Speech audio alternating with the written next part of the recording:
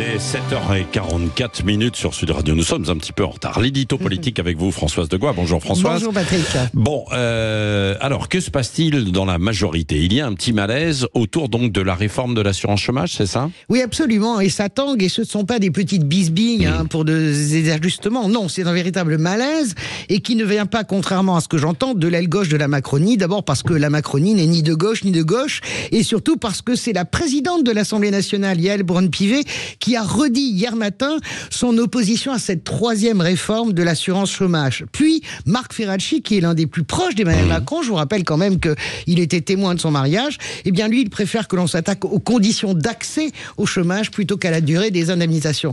Ça n'est pas rien, à tel point d'ailleurs que Gabriel Attal a déboulé hier en réunion de groupe de l'Assemblée nationale en lançant l'idée d'une taxe sur les rentes. Alors, pour essayer de contrebalancer la colère, c'est-à-dire d'un côté l'assurance chômage et de l'autre côté les rentes. Les rentes de qui, de quoi, nul ne le sait encore, mais on parle de taxer les assurances-vie, le livret A, les logements en location. Certains pensent même qu'il s'agit peut-être des super profits. Là, je pense qu'on peut quand même rêver, mais il est resté très flou. Il a missionné plusieurs députés pour explorer des pistes.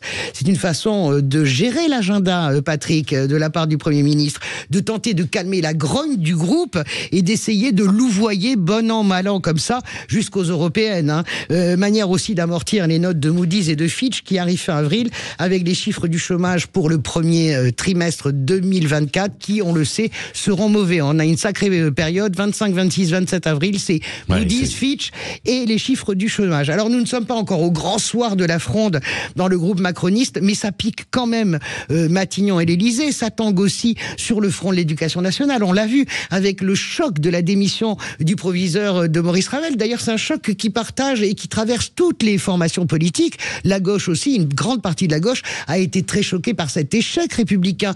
Ça tangue aussi en Seine-Saint-Denis, où vous avez une douzaine d'établissements qui veulent, de mairie, qui assignent l'État avec une astreinte de 500 € par jour pour demander des moyens. Savez-vous combien il manque de professeurs en Seine-Saint-Denis? 5000 professeurs et des établissements qui sont souvent dans des conditions très dégradées. Et ça risque de retanguer avec la crise agricole, puisque ce matin, on présente la loi d'orientation agricole en Conseil des ministres, et on le sait déjà qu'elle ne satisfait pas les syndicats. Alors dans cette situation, Macron et Attal perdent beaucoup de plumes dans les enquêtes, 4 à 5 points. Oui, et un dernier mot, à qui profite alors ce malaise, Françoise? Eh bien, écoutez, au RN, bien sûr, même si je note qu'il est certes à 30%, mais il ne bouge pas, il ne baisse pas, il ne monte pas.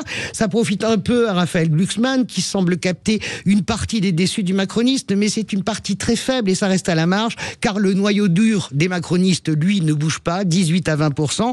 D'ailleurs, Emmanuel Macron peut se consoler avec ça. Il le dorlote, ce noyau dur, le cajole, notamment avec ses mesures sur l'assurance chômage. Ça lui permet de se maintenir à flot sans aucun cap, aucun horizon, à part sa propre survie. C'est assez maigre. Merci Françoise Degois. Vous revenez tout à l'heure aussi à 8h15.